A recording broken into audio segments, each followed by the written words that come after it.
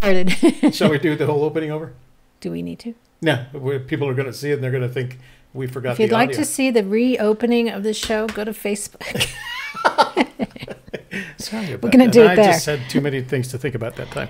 Okay, so today we're going to be talking about The Thrill of the Chase, Chapter 4, entitled Jumpstarting the Learning Curve. Shelley's got a real good analysis for you, and we'll get that started in just a few minutes. But first, some housekeeping. Housekeeping. Thank you. Thank you to our moderators. And today we have Joel Lewicki, Man in the Barn, are here. And we're hoping Jimmy Fast may even show up. And gentlemen, thanks for joining us. Yeah. We're always happy to have you guys here with us to help us guide the chat in a positive direction. And presentation today will be again about Chapter 4, Jumpstarting the Learning Curve. And that's pages 22 through 27 in the Thrill of the Chase. That'll be followed by closed Q&A with questions pertaining only to the chapter today, because it is a bit longer and we do want to try to finish up in about an hour. I'll explain why we're going to try and finish it up. So I want to say a couple of things. First of all, Joel, I was going through chat last night after our event, and I noticed that you said something about having invited Forrest to the event. The likelihood of Forrest showing up on one of my videos is slim to none, buddy. But thanks for trying. Yeah. So what we're doing today is we moved away from, not for the time being, from the La Catrina wines, and Shelley brought over a Moscato Vineyards Malbec. It's an Argentinian Malbec. She knows I'm a big fan of them. They go especially well with red meat, and I love red meat. So for our book club today, we'll be doing a little bit of a Malbec in our official Black Mesa Winery glasses. Should we give that a shot? Pardon me? Give it a try? Yeah, give it a try. Tell me what you think.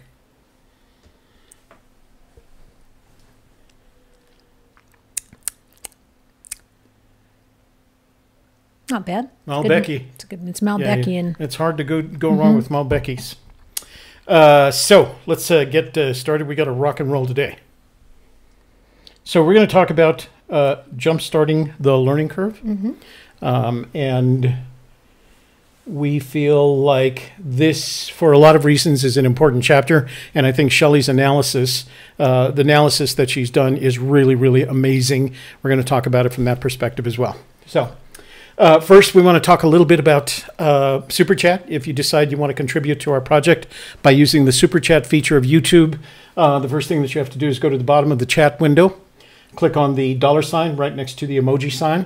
You'll get a second window that has a blue bar that says Send a Super Chat. That's to give you the opportunity to make a decision about whether you want to do this or not.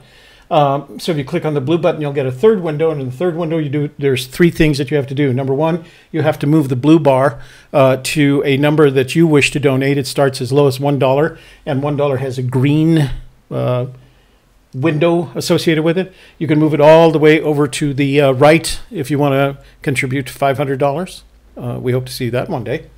And then you enter your question here. If you have a question, start it with an @ and then click 3 buy and send, and that'll be charged to whatever account you have associated with YouTube, your Google account or your Apple account. In addition to that, if you can't get to the Super Chat today because you're on an iOS or another mobile device, you're welcome to go to a Gypsy's or paypal.me/a-gypsy's-kiss. You can make a donation there. That's our PayPal account. It'll open a window like this, put in the amount, click next, and it'll again confirm that you really want to do this, and we're not forcing you to make donations to our project. But that's a good way to do it too, and we like that better actually. Well, no, I shouldn't say that. We love everything you guys do. You've been very gracious, and we appreciate all the contributions that you've made to us. It made last night very special, by the way. Okay, so about last night, we had this great event last night. I'm sorry that we had only committed to 1 hour because I feel like we could have gone 10 hours, the darn thing. We invited Mike Cowling of Cowlazars to come over and discuss the home of Brown. And it was just a really, really, really good conversation. We had a good time. A lot of questions were asked and answered. I know we didn't get to all of them last night, but we talked with Mike afterwards, and we've decided we're going to do that kind of event again. It's easy for him. He doesn't live near where we live, and I'm not going to dox him, apparently, which is a thing. Didn't know it was a thing. And so we're going to do that again. It was a great time. He puts his address on his YouTube channel descriptions. Oh, he does? Doesn't he? I mean, they send him stuff for his kids, right? That's not a mailbox like ours? I don't know. Oh, okay. I put a mailbox on it. Anyway, we had this great event where all three of us were up on the screen simultaneously. The chat was up on the screen simultaneously, and it was just, and we had, I think at one point we had 150 people. Now, that's not Casey Neistat kind of numbers, but 150 people discussing the chase at one time in one location really is a lot of fun. So the next time you see one of these announcements where we're going to do an evening event, and they're generally going to be in the evening. Last night was 7 to 8 p.m. Mountain Standard Time. We think that's a kind of fair time for everybody. The East Coast is on board. The West Coast is on board. So we're definitely going to do that again. I even saw some UK people there. So yeah, we did have one UK person there, right? I saw Adam Foddy, I think. Yeah, there is a couple. Okay, so let's take off. Starting the learning curve. All right, let's get started. Turn your book to page 22. Would you like to read? Yeah. So let's just dive right in. Page 22, paragraph 1. Are you trying to show off something? Did you want me to ask about that box that's on the table? Is that what it is? Yes. Thank you. Okay, so here it is, guys. I told you that next Tuesday's show is going to be about drones, and I don't know whether I told you. Show and tell time. I'm not going to do the box opening today. I got in my new drone. What's amazing to me is this is the 4th drone that I've ordered from DJI, who's my favorite manufacturer of drones. And I've never gotten a box this small. And everything I need is in this box right now. So I'm going to save that until Tuesday. And Tuesday. And along with our show on drones and regulations in the parks, etc., we're going to do, I've always wanted to do this. I'm very envious of Mike because he gets to open boxes for his kids. We're going to do a unboxing video. Well, we're going to open the show with an unboxing of my new drone. So join us on Tuesday for Drones in the Parks. I don't know what else to call it. Drones in the Parks. Drones in the Parks. Okay, you ready? Now we're going to start. Okay. All right, we are now officially going to start. 22, paragraph 1. This one. We're going to talk about Forrest in middle school. To a great show last night. That was a lot of fun. And to more in the future. Yeah, we're going to do more of those. That was just damned fun. Okay. Oh, wow. Argentinians. Page 22, paragraph 1. It was there that my life really began, but for the first 10 years, I figured that if it weren't for my name, I wouldn't have anything at all. Then I became a teenager. Things just got worse. The good part was that I wasn't even smart enough to know I wasn't very bright until one day my teacher asked, "Forrest Fenn, don't you know anything?" I replied, "Miss Ford, I don't even suspect anything." Then for some strange reason, what I had just said seemed to take on a purpose of its own. It was primeval. It was a primeval thought, but maybe it made me think deeper down.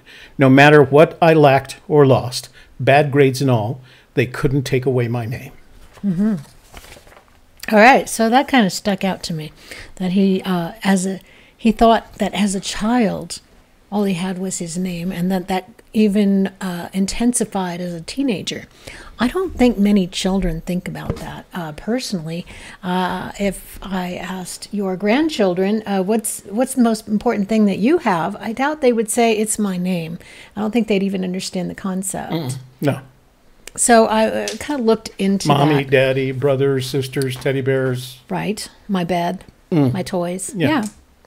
So I looked into that a little bit, and I came up with something from Arthur Miller in The Crucible. These are the lines. because it is my name, because I cannot have another in my life, because I lie and sign myself to lies, because I am not worth the dust on the feet of them that hang. How may I live without my name? I have given you my soul, leave me my name. So this kind of was like the intensity and the dramatics that I felt were coming from Fenn in this paragraph. And in this The Crucible, Proctor utters these lines at the end of the play when he is wrestling with his conscience over whether to confess to witchcraft and thereby save himself from the gallows. He has come to a true understanding of what a good reputation means and what course of action it necessitates, namely, that he tell the truth, not lie, to save himself. There's some of that missing in today's world, I think. Yeah, exactly. Especially in our, in the people that we look up to in leadership. The word primeval, I looked up, and synonyms are instinctive, primitive, and intuitive.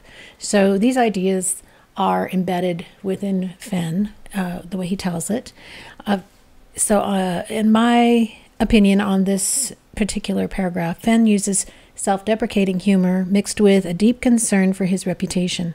He explains that no matter how little education or intelligence he may have, he cares deeply about his integrity and what others think of him, and that this is the instinctive core of his personality. When compared to the lines in The Crucible, it indicates that Fenn will be honest to protect his name no matter what. I think that's very accurate, because he's done that since then. When back in the mid to late 90s, the archaeological community questioned his commitment to protecting the past. He defended himself vehemently in both spoken and written word. Mm-hmm. So the Fenn Gallery was the Fenn Gallery in Santa Fe. Everybody knew where it was. Everybody knew what it was. Everybody knew what it represented. And he made sure that his name was thought of in the best regards, and that's why he would drive to the Albuquerque airport to pick up these famous people that were coming to see the gallery and stay in that little apartment behind the gallery. So that was all part of him saving, not saving face, but ensuring the quality and the integrity of his persona, and to a lesser extent his family's persona. So page 24, paragraph 1. Mm-hmm. Now, I secretly loved that old lady Ford, and I say old because she had to be at least 40. She was barely pretty, but hadn't yet gone to seed, and I suspected that she had a lot of woman left in her. That sounds to me like a little boy. Where was he going with that? I analyzed that as Fenn displaying his opinion of a woman based on an age and physical appearance, and describing her as an object much like the car that shares her name. So is it a clue? I don't think so, because this is just his attitude towards women in general. This is how I've always found him to be in his attitude and his writing and in how he treats people. There was one point I found it interesting. There was one point. So to me, Fenn has a little boy crush on Miss Ford, but the problem is she doesn't seem to particularly like him, find him attractive in any way. And at some point, she starts to talk to him. He describes it in the book. I don't remember exactly which chapter. She starts to talk to him, and the first thing he does is cross his legs. This one. Yeah, is that it? Is that paragraph? And to me, that was very symbolic in the sense of, like, I got to put up my defenses here because this lady is coming after me. How come she can't figure out I really like her? In a way. He did make fun of her, but it was a little boy's crush fun of her, which I thought was interesting. Page 26, paragraph 1. What we've learned is that you should always tell the truth, but you should not always. And this is, and I should mention that this is a quote from his father speaking to Fenn. So, quote, what we've learned is that you should always tell the truth. I want to say something else. Sorry, I don't mean to keep interrupting myself. But Fenn's father, in the way he speaks, indicated that he had this very Socratic approach to teaching, where he would not give you the answer, he would ask you the question and give you the opportunity to answer the question. And that's how most Catholic schools do it, especially the Christian Brothers. So I was very familiar with it and very comfortable with it. And he asks him, the question he asks before this is, what did we learn from today, or something like that? And he gave Fenn the Socratic opportunity to answer the question. Fenn chose not to, either chose not to, writes that he chooses not to, or is unable to. So his father answers for him, which again is part of the Socratic method. What we've learned is that you should always tell the truth, but you'd always tell all of, let me read that again. What we've learned is that you should always tell the truth, but you should not always tell all of the truth. And Fenn emphasizes the word all in the paragraph. Anyway, I figured my failing... This is paragraph 3 we're starting. Oh, anyway. Okay, right. Paragraph 3, going down to paragraph 3. Anyway, I figured my failing classroom grades were more than offset by my valedictorian marks in Savvy 101 and Street Smarts 102. My father once told me, quote, "The greater part of knowledge is knowing those things not worthy of knowing." Now, why would he tell me something like that? He just said it right out. Was he trying to justify my lack of ability to take a test? Maybe he was thinking that if I could just somehow get by in life, I would be ahead. What'd you think? Well, I think that's a sad way to feel, but why don't you go ahead and read the other part, the next part too? From the preface of The Secrets of San Lazaro. So Shelley picked up on this from the preface of The Secrets of San Lazaro Pueblo by Forrest Fenn. Quote, "We lack any ambition to be technically dull, nor, and this is he's referring to the team that he had used to do some of the excavation and write the book. We lack any ambition to be technically dull, nor do we crave the accolades of those who will surely find fault with our process. We believe the greater part of knowledge is knowing those things not worthy of knowing."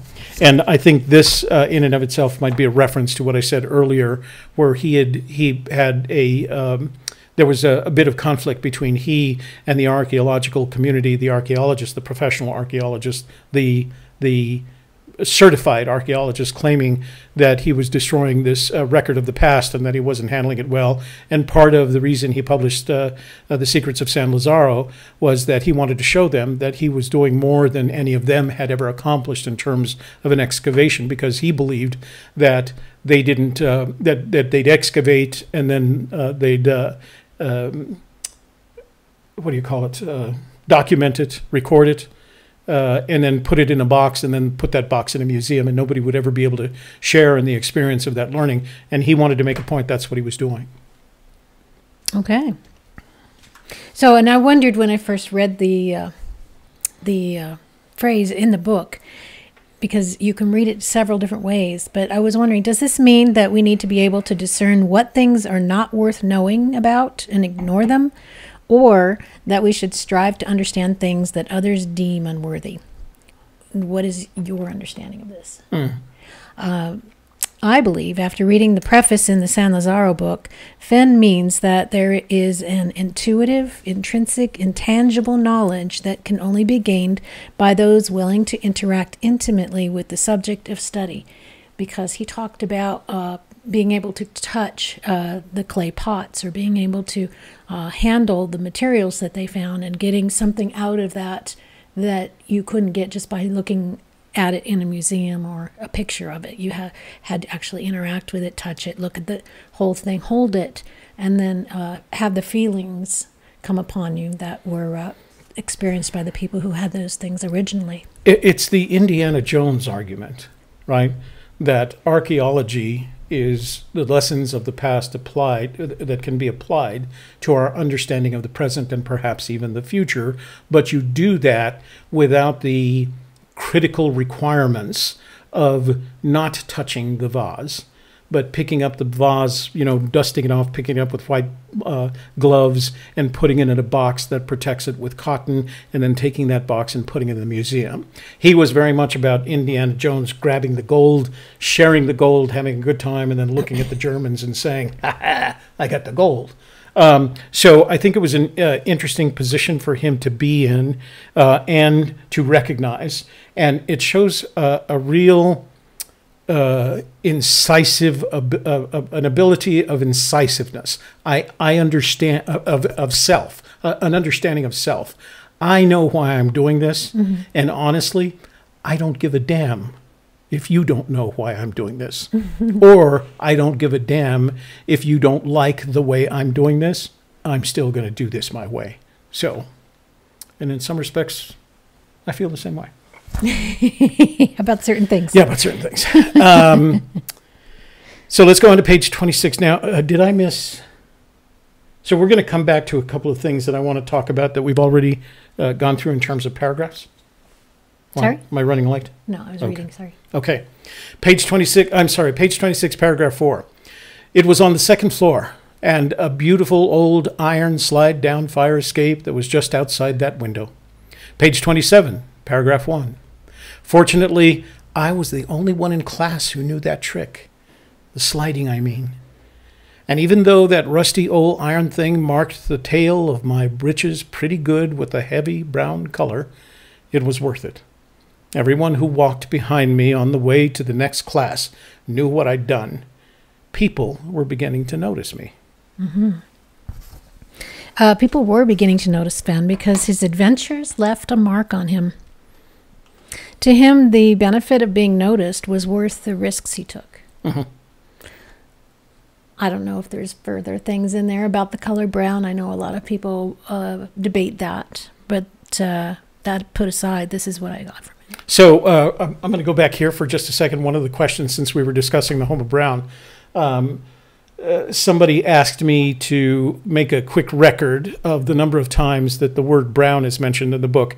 If you count the brown in the poem, it's mentioned 7 times. And last night, as part of this, because I have an indexed copy of The Thrill of the Chase that I had done, by the way, and don't ask for it, it's illegal for me to share it. We went back to each of the 6 instances other than the poem on the pages of where the word brown is being used. And this, of course, was one of them. And I think it was Mike that noticed that it's always in the context of color. Well, it is a color. Yeah. It's not an... Well, but there's no Miss Browns. Oh, well. Miss, you know, in the same way there are Miss Fords. There might have been a Miss Brown, but he didn't bring her up. So, okay, can we go on? Sure. Page 27, paragraph 2. I was beginning to learn where the edges were, and later in life it would come to me that one of the greatest mistakes of human endeavor has to be the belief that wealth and fame could always equate with intelligence. Well, the Fennism that this brings up is, how do you know where the edges are if you don't go out there and look? And he likes to say that during interviews when he just kind of comes to a place where he doesn't know what to say or is afraid of giving out a clue. He'll go back to his Fennisms and pull something out, and you'll hear him say that often. Fenn attained both wealth and fame as a gallery owner in Santa Fe, yet he continues to claim in this chapter that he wasn't smart and didn't do well in school. Fenn wants to make it clear that he is adventurous, and he has practical intelligence, or savvy, which he found served him better than good grades and pleasing teachers when it came to earning wealth and fame. He seems to be advising readers to take risks and have adventures if they want to achieve wealth and fame as well. To me, this translates to the advice that getting boots on the ground will teach you more about solving the riddle in the poem than sitting indoors studying. Oh, I like that. I like that analysis. So let's go back. That was very nicely done. So by the way, remember that at the end of this effort to document our perceptions of Fenn's book, that we're going to take all of this information that Shelley is putting together as a result of her research and her conclusions from that research, and we're going to put it into a book. And then I'll add my commentary to each one of the chapters after that. So I want to point out a couple of things that struck me the first time I read the book. Interestingly enough, this is how I ended up in my first recon on my own, or actually was with my son, was on the Rio Chama. And so the first thing that I noticed is this is the only, if not one of the only, postmark in which Sunday, I'm sorry, No, Sunday the 5th of September was not a Sunday. It was a Thursday, which struck me as unusual. Does it say Sunday? Pardon? Does it say it's Sunday? It says, yeah, Sunday, 2nd September. Isn't that unusual to be open on a Sunday for the post office? Absolutely. But it didn't, like for the other postmarks, there's so many of those. His wedding day picture is stamped with a Sunday. And I've already told this story. I wrote him and said, did you really get married on a Sunday? And he wrote back and he said, yes, that his wife, that Peggy's mother, insisted upon it. Who knew? Okay, so there were a couple of things that interested me in first pass. One of them was Miss Ford and the fact that she taught Spanish. And again, this is how I ended up on the Rio Chama. Ford in Spanish is Vado, El Vado. And the lake that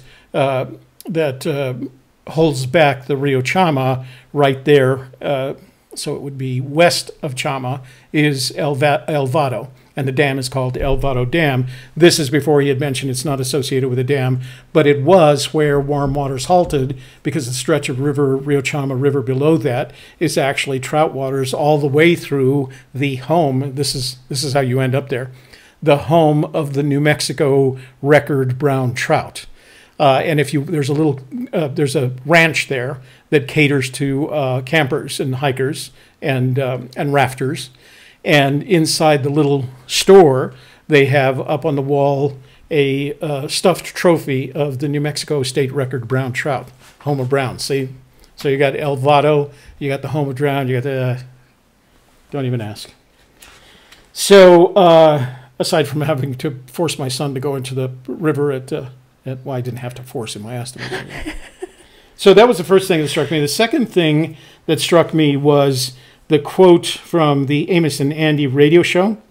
Amos and Andy were a couple of white guys that dressed up in, what do they call that? Blackface. Blackface, and spoke like black men.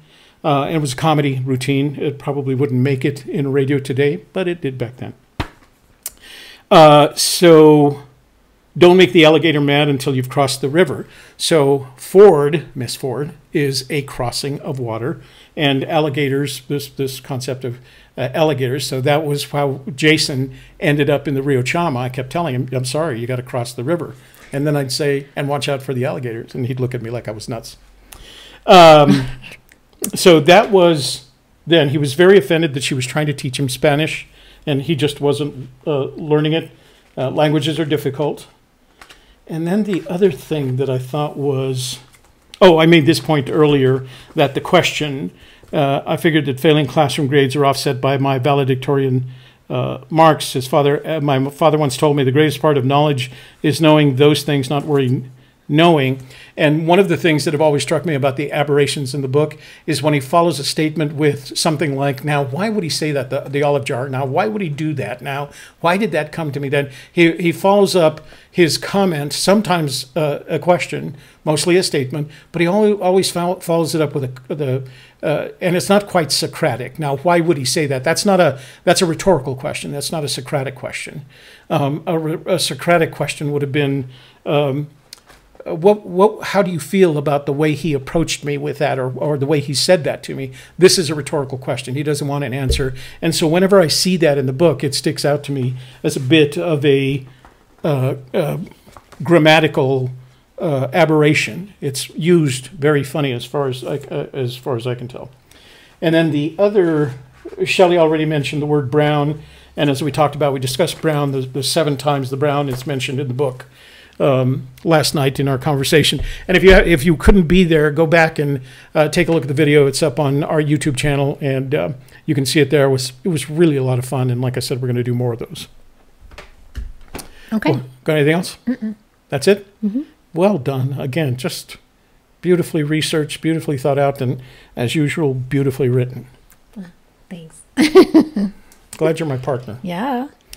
Okay, so let's see.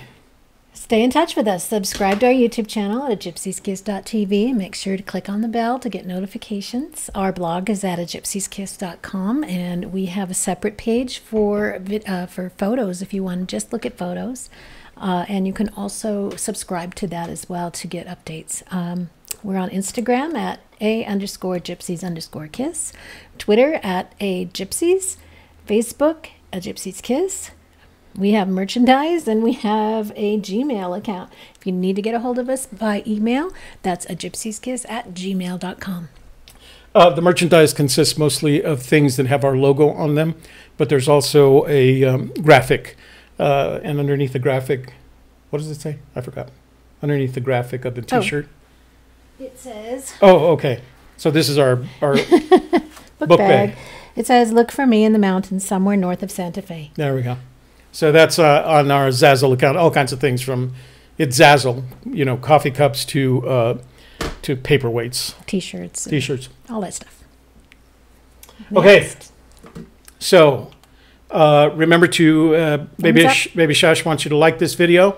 The more likes for us, the better. So make sure that before you leave today, you give us a great big thumbs up. Yeah. I have an extra power cord. Why is that? I don't know. Oh, the iPod. We decided not to go with the iPod. Oh, sorry. So give us a thumbs up. It means you like our video. If you don't like our video, you can give us a thumbs down, but then you'd be amongst the one or two that always do that. It's better to just tell us why you don't like it and exactly. how to fix it. So it's better next time. We have a constraint today. We're going to finish up at 2 o'clock today.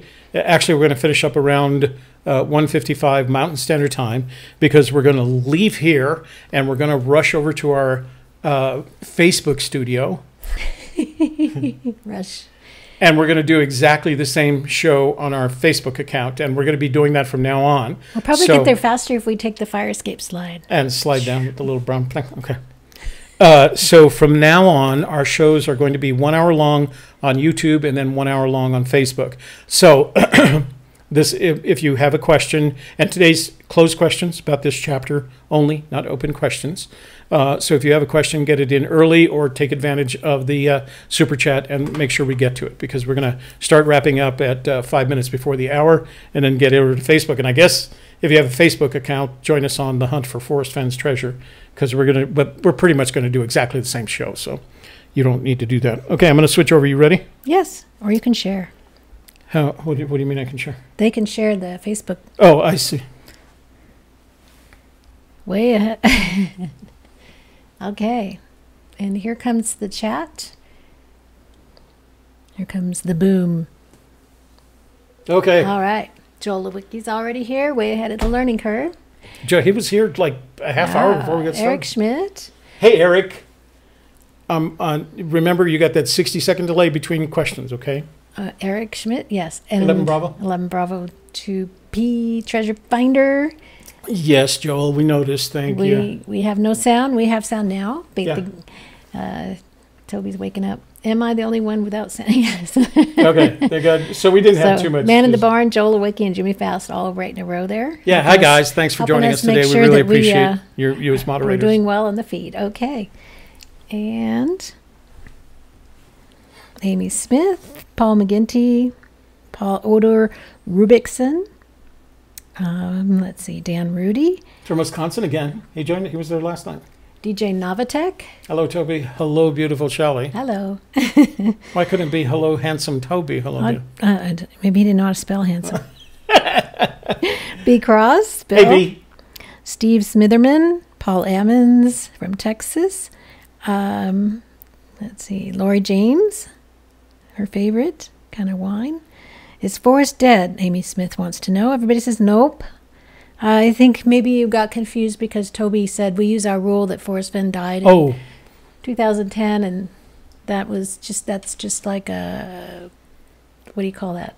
Hypothetical. In Spanish we call it a dicho, but I don't know what they call it in English. So Amy, no, he's not dead. He's alive and kicking and happy and likes everything in life except a Gypsy's Kiss. I don't know. Mary Green also invited Forrest Fenn to visit the AGK. Oh, yeah. I would be surprised if you even answered that, much less. Brian Eagles here. Ben Parisi. Hey, Brian, from thank St. you. Louis. And Odious Soul is joining us live. David Charles. Virgil Kane. ATK. That's right, Brian. It's ATK today, a Gypsy's Kiss. And Joel Lewicki enjoyed last night. And it's going to be worse because we got to go from here to Facebook. Can you imagine that? Okay, we have some enjoyed last nights from Joel Lewicki and Ben Parisi. That was a lot of fun. It required, like I said, Joel, some extra technology for us. But in one day, I bought Zoom, mastered Zoom, downloaded OBS, Open Broadcasting Software, mastered that, and then combined the two, and then bugged Shelley all afternoon to play the part of my guest so that I could get it all to work together. It was a lot of fun, a lot challenging, but a lot of fun, and honestly, something that in the end was relatively easy to do in the context of other technical things that I've done. So I was really happy with it.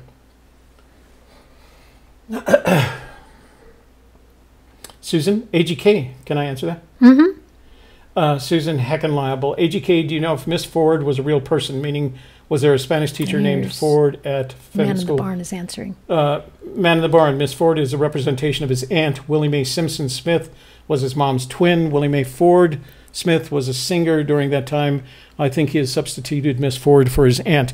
I think one of the things that you're going to find, Susan, is that for almost all of all of Fenn's stories are amalgamations of his memories. And so there could have very well been a Miss Ford, but to me, it's always been much more likely that Miss Ford is a composite of several female, middle-aged female teachers that he put together to represent the antagonist, if you will, in this particular story. So that's true of most of it. We know that Skippy existed. We know that there are certain friends, Donnie and some of his friends from school, that are mentioned not only in The Thrill of the Chase, but re-mentioned in Once Upon a While, that do exist. But a lot of these characters are simply composite characters. They may have existed in their personalities, their characteristics were probably in 3 or 4 middle-aged teachers and composited all in Miss Ford. Mm-hmm. I like Man in the Barn's answer. Okay, moving up. He does. Kinzel asks, does Forrest Fenn emphasize any words in The Thrill of the Chase with capitalization? To the best of my knowledge, the only word that's capitalized other than the beginning of a paragraph or the beginning of a sentence or a proper noun is the word brown in the poem. So proper nouns and beginnings of sentences.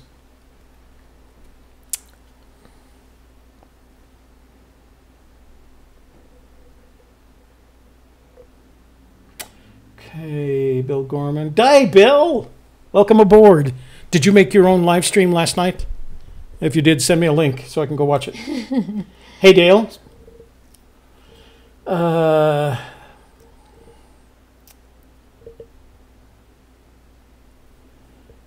So Susan Heckenliable, that's kind of Susan, that's one of those rhetorical questions. Yeah, it would have been hard. I mean, I went to an all-boys Catholic boarding school with those kinds of windows and those kind of fire escapes outside the second-story windows.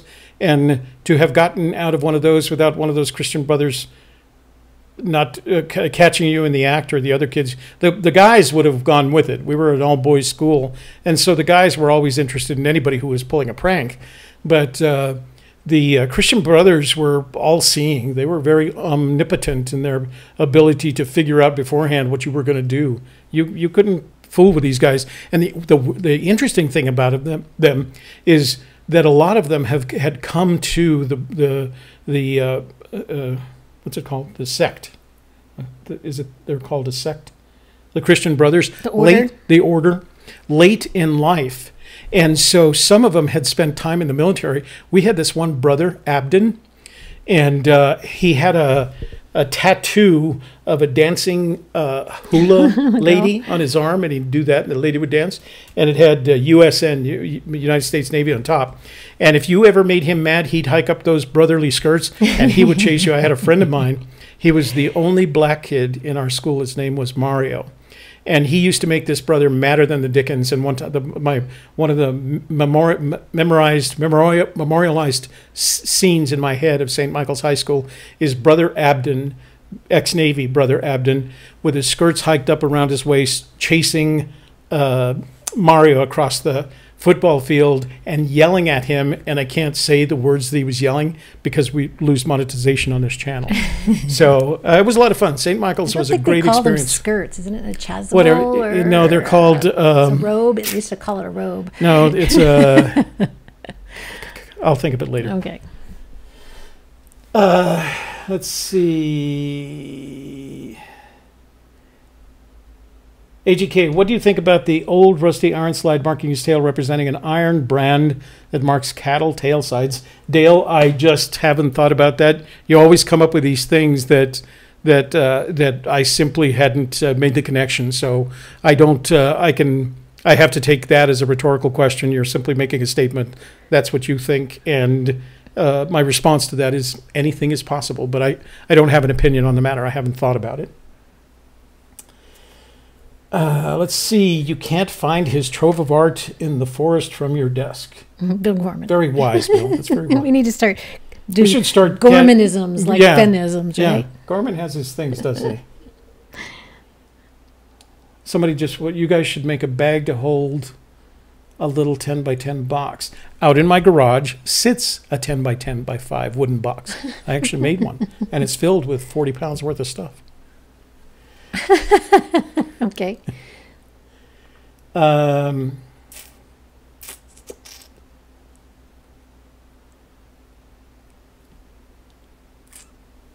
Oh, on the first page, Fenn's identification picture, his ID on the inside cover.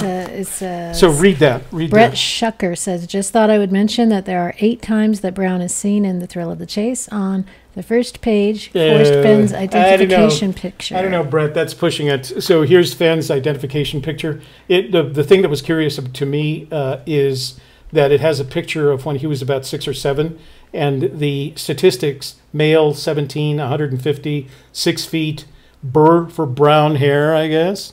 Blue eyes, but it's not that. I'm not going to go with that. It's not brown. And it has his name, his address, and then it has his picture of when he was 6. By the way, this is where I was. The zip code for his address, the Main Street address, is 76501. So I don't know. I'm going to stay with 7. I don't think that qualifies as a brown. All right. Let's see. Laurie James, AGK, what does the black faces of Amos and Andy have to do with a search? If you're asking, I'm not sure whether you're asking me why, if I brought it up in the context of the search. I simply brought it up as a statement of character, of the reality of the times, that blackface was a very common way to do comedy at the time, both on the radio and on stage in the form of what are these? Vaudeville. Yeah. So I don't think it has anything to do with the search. He liked to listen to the radio. That's about as much as I would put it together. So is that a question? I don't see a question in there.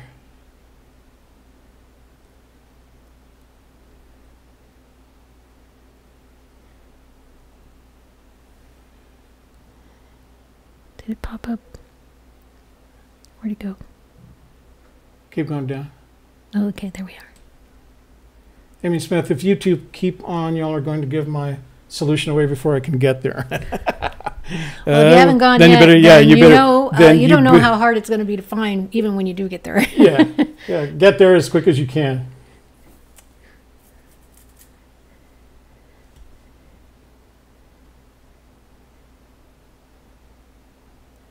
Okay. Scroll up for me. All right. Like your discussion, guys. You have a really great discussion going on. That's I want to see that. That's good. Did I go far too? Yeah. Yeah, you're good. Albert Gorman. AGK, could Ford represent a river ford? Dale, as usual, with your questions, anything is possible. As I mentioned earlier, I saw it as a ford, combined with the comment about getting across the rivers or or make sure you're across the river before you make fun of the alligators. So yeah, I do think there is something there in both the word ford and the fact that he mentions crossing the rivers in kind of an odd context, the Amos and Andy radio show. It kind of depends on how much stock you put in hints, Yeah. as opposed to how much they affect the clues in the poem. Right. Yeah, see, everybody's going, yeah, yes. Paul, anything is possible? I don't know. I haven't thought about that. Go ahead. I think that's it. Oh, Is that isn't it? Yeah, that's it. Okay, good. We're going to finish early. We'll have time to get to Facebook. All right, guys, thanks for joining us today. We really appreciate it. You switching over? Pardon me? Switching back? Yeah. And I hope that you got something out of this analysis of jumpstarting the learning curve. If you have further insights that you'd like to share with us over the next week or however long you keep in mind this video, then please put the comments on the video as well. Anything else? Yeah, if you don't forget to give us a thumbs up on the video. Baby Shash would like that very much. If you're not already a subscriber, subscribe and click on the notifications bell so that you get notifications of our YouTube. If you have any questions that didn't get answered today, put them in the comments box once the video is posted, and I'll try to get to them then.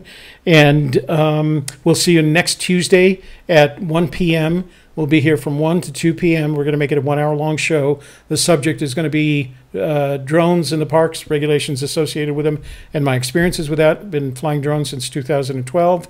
And we're going to have an unboxing of my new drone. So yeah, we won't make that take too long. But I also released so I've got to wait. Video. I have to wait until next Tuesday to open this box.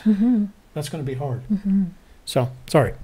I have released a new video today on the softer side. So if you're interested in top 8 dating strategies, make sure you go to thesofterside.me and check that out. And if you are a fan of Weird Al Yankovic, my daughter put together a concert review video this week featuring #1 fan Dave Rossi interviewing Weird Al Yankovic, and that's available on her channel if you look at Yankochick News Network on YouTube. That is cute. She's really being cute in these things. All right, that's all I got.